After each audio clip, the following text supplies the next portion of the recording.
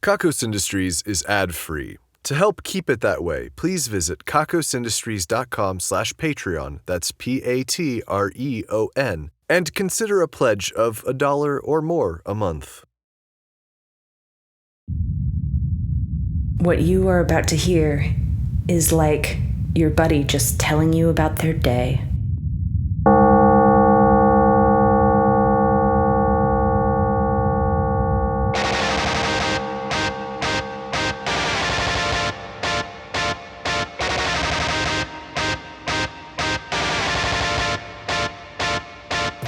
Hello and welcome to the Kakos Industries corporate shareholder announcements. At Kakos Industries, we make everything a little darker, a little nastier, a little meaner, and a lot more evil. My name is Corin III, and I am CEO here at Kakos Industries. It's kind of comforting, isn't it? The nearly identical words reminding you of our simple, solitary goal. We always change, but we never really change, do we? All we know is that things are simply better when they are more evil, and evil can always be done better. That journey is also comforting. While I hope someday we will find ourselves in the darkest universe, even then, there has to be an even darker universe, does there not? Evil can always be done better, and so we shall. While I am certain that today is 100 different anniversaries, all I want to say is thank you, shareholders. Thank you for all that you have done, for all of the support as I took over the company after my grandfather's passing, and thank you for being here now. Of course, you have no choice. I recognize this. You are shareholders. That comes with responsibilities that cannot be ignored. All the same, thank you. I would rather have gone on this journey with no one else. A toast, or perhaps just a thought, for where we have been and where we have yet to go.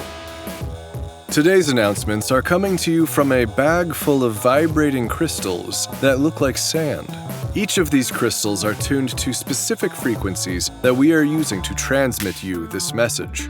And then when they are hit by those frequencies, they begin to vibrate, making the sounds that you are hearing.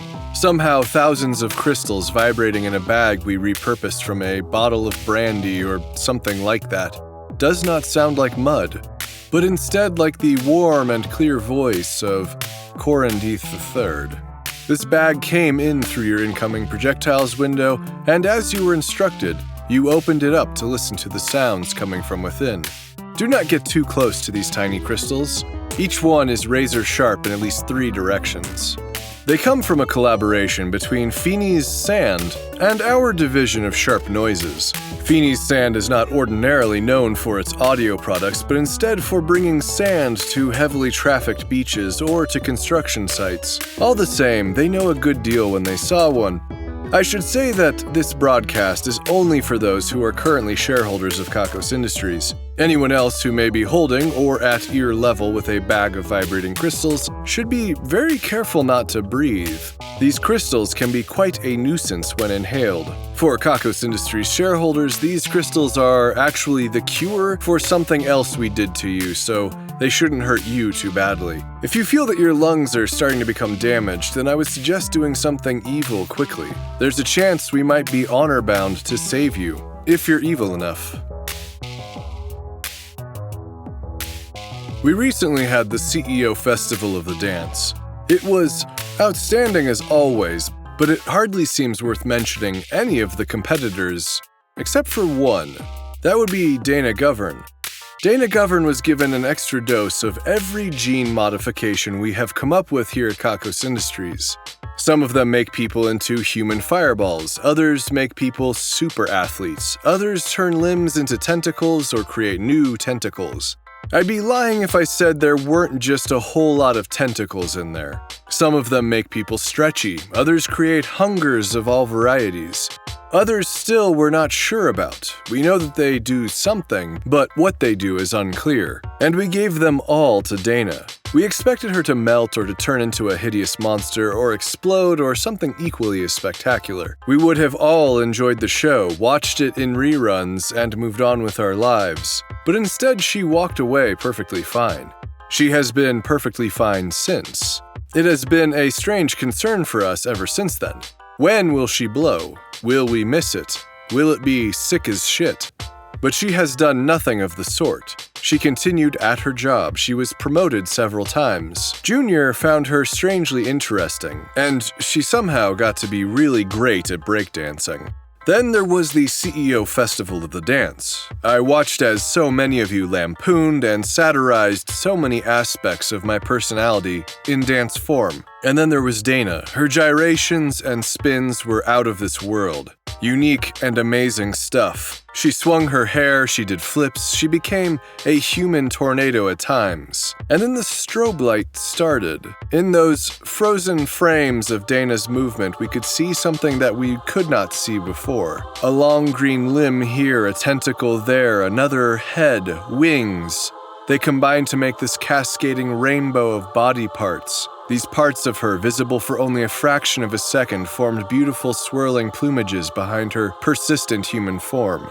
She moved and they followed, leaving trails of bright and disconcerting appendages. At times, her face contorted into ghoulish expressions that humans are simply incapable of. In brief flashes, we saw wings, and then wings grew atop those wings, and then more wings.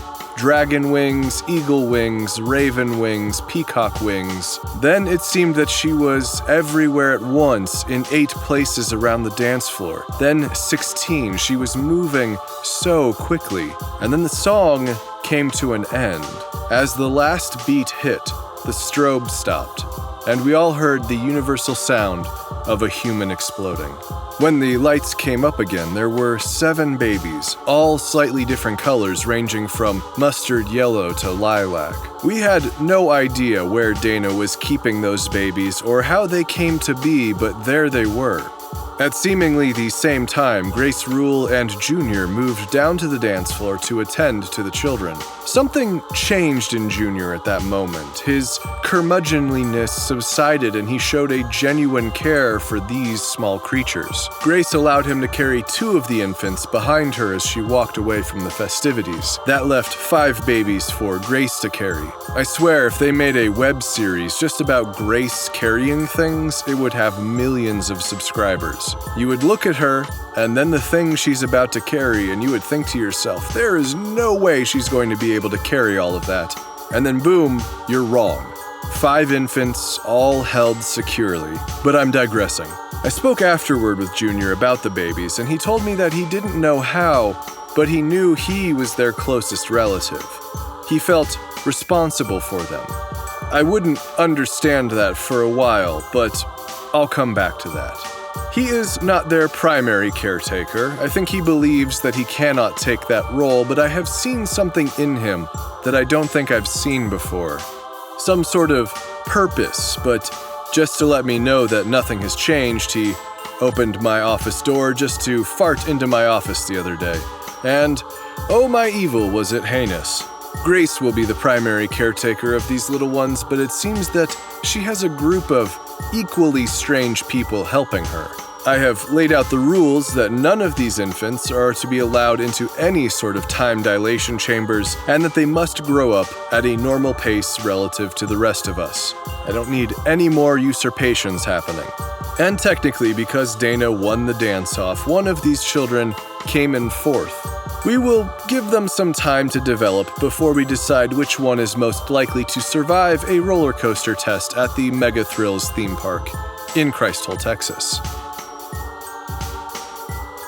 We have the Festival of Somnambulation coming up again. I don't even have to tease it. You'll be there and you will not remember it. You won't do anything that you wouldn't ordinarily do, but realistically, what wouldn't you ordinarily do?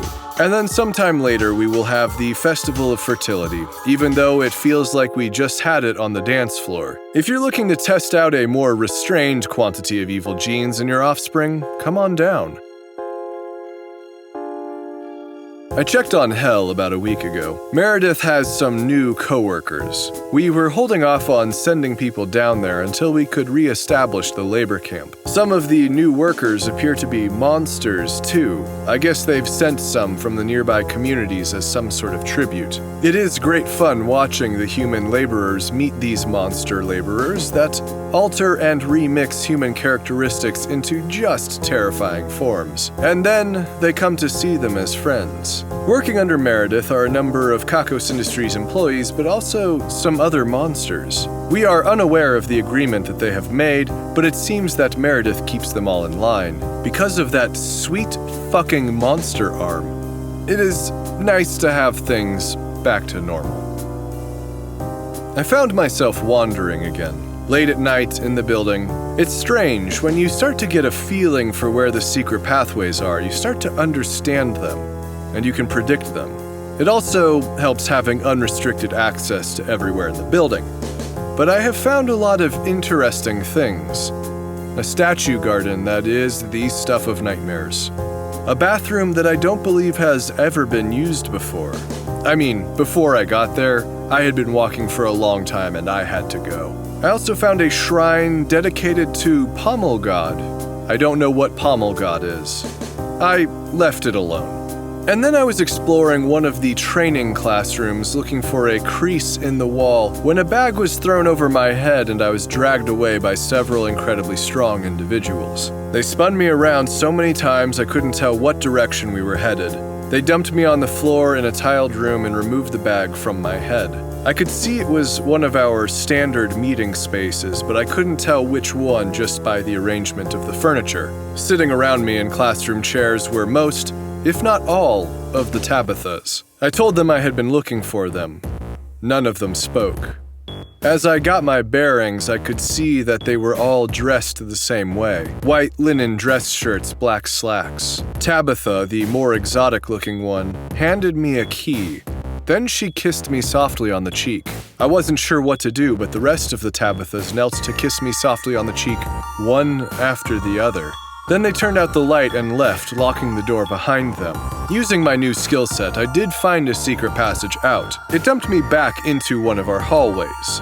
There I ran into Valerie von Woof, one of the heads of the division of figuring out what all of these keys go to. She could see the outline of a key in my pocket and stopped me on the spot. I handed it to her. She closed her eyes and squeezed it. Then she sniffed it.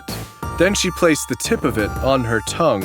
Then she grabbed my hand and dragged me down the hallway, into my office, under my desk. She removed a box from a secret compartment. The key fit perfectly. Inside the box was a tape. I've already heard it, but I'll play it for you now. It's likely that many of you knew this information already.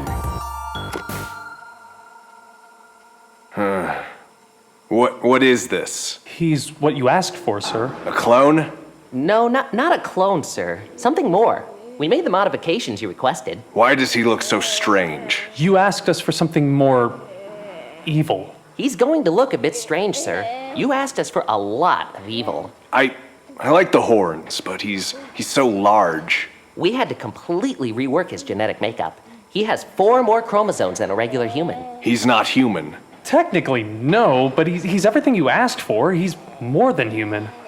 He scores off the charts for sapience. Every test we can put him through. He can't even talk yet. He's amazing. But what are we going to do with him? I thought your plan was to, That's not going to work now. He should be everything you could want. We don't really have enough to go on for personality yet, but there's no problem here. You could always give him a chance. Kakos Industries needs a face, gentlemen. That is not the face. Well, if you're looking for something more human, then you could always find a woman. No. We'll begin the next phase of the plan. You know that women can just sort of do this stuff, right? Like, in their bellies? I think I've got a chart around here somewhere. I can show you. No. It's really easy. I know a lot of people who've done it by accident. I know how pregnancy works, you fools. I said no. Begin the next project. It's gonna take some time. Do it. We'll get started right away, sir. So, what should we do with him? He's not like the other monsters. Grace will look after him.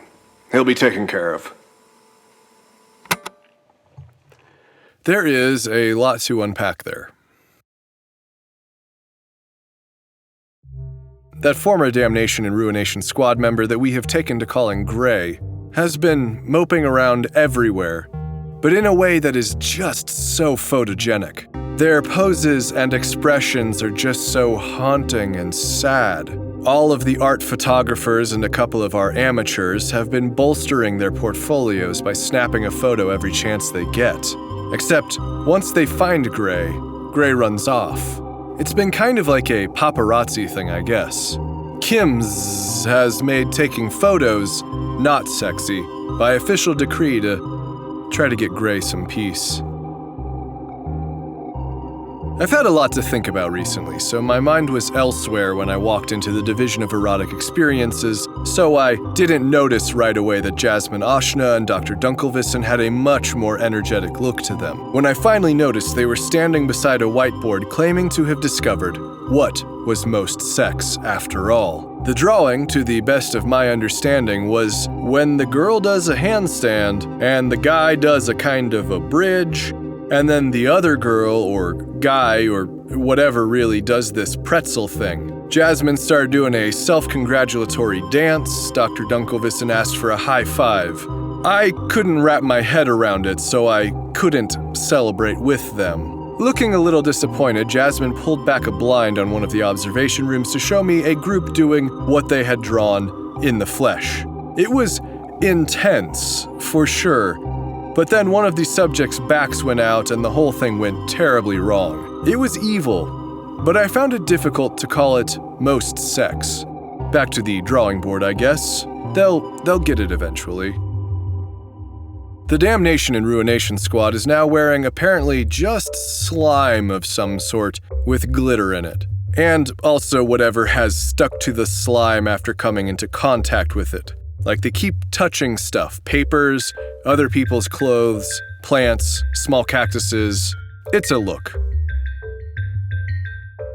They say that evil once buried the smelliest, most rotten, fetid thing deep below the Earth's crust, where it has just dumped the worst odor all over the planet forever. We're all just accustomed to it now. This is things we're taking credit for now. Today we're taking credit for photography, 3D scanning, and the fact that so many things we desperately want to preserve basically don't matter.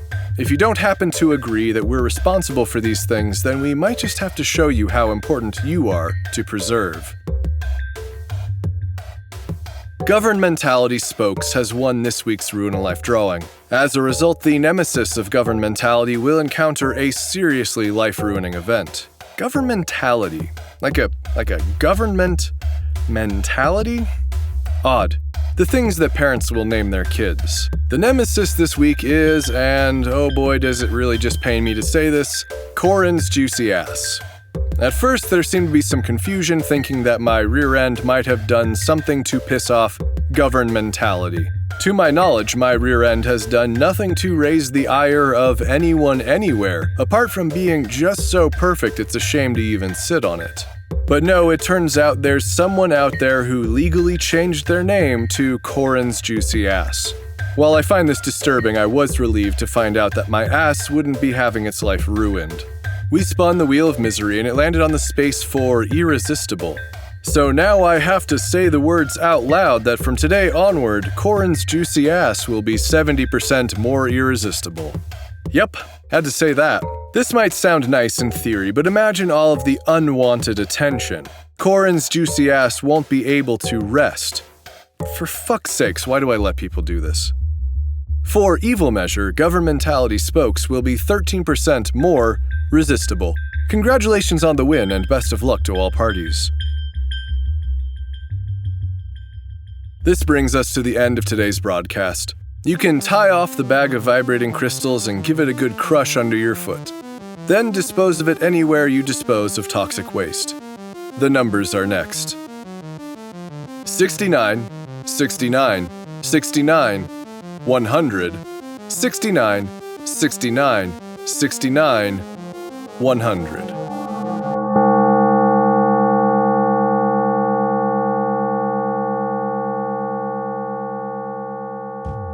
Kakos Industries is written and produced by Conrad Mishuk, who is also the voice of Corin Deeth and the composer of the music.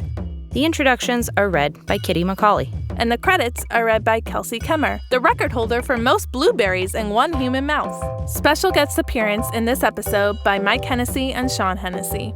Please visit kakosindustries.com for news, extras, and more episodes. There are also transcriptions on the website if you'd like to read along with the Kakos Industries announcements. That's kakosindustries.com. Please visit store.kakosindustries.com for merchandise and special offers, and get wonderful benefits by becoming a subscription donor at kakosindustries.com/Patreon. Questions, comments, or a strong desire to collaborate? Drop us a line at inquiries@kakosindustries.com. If you like Kakos Industries, be sure to rate and review us on your favorite podcasting service. And connect with us on YouTube, youtube.com/Kakos Industries. Facebook, facebook.com/Kakos Industries. Tumblr, kakosindustries.tumblr.com. And Twitter, @Kakos Industries. We encourage fan art and listener participation on all our social media platforms.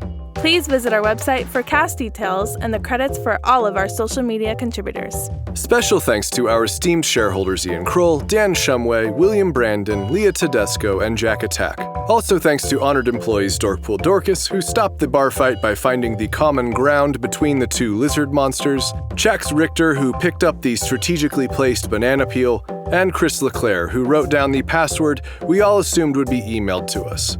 And thanks to our division heads, Brittany Garcia, head of the division of beanies, booties, and construction projects that are probably too large for yarn, Patrick Green, head of the division of oceanic microcryptozoology, Xavier Jarman, director of the division of We Know Magic Doesn't Exist, but We're Going to Keep on Trying, and Craig Sizz, director of the division of obscure vintage technology. The division of beanies, booties, and construction projects that are probably too large for yarn knit so much forest, really only like a square kilometer, but that's a lot. Now they've taken to knitting the wildlife, starting with the songbirds. The division of oceanic microcryptozoology has developed microscopes supposedly capable of seeing the auras of the various microorganisms. So far, they have yet to detect any paranormal activity in anything they've caught. The division of We Know Magic Doesn't Exist, but We're Going to Keep on Trying stopped trying to cross over after a couple of them did and didn't make it back. Now they are attempting to conduct a seance for those they lost. The division of obscure vintage technology has pulled back the sheet covering the old death ray. It was designed to end all wars, but we modified ours to strike first. No one can get close enough to turn it off now. Our esteemed shareholders, honored employees, division heads, and other Patreon patrons are the best. If you want a thank you in the credits, your own division, or other great rewards that help to keep this show running, please head to kakosindustries.com/Patreon. That's Patreon, Patreon. Kakos Industries can be heavy sometimes. Try to write out your feelings in a journal to release your frustration.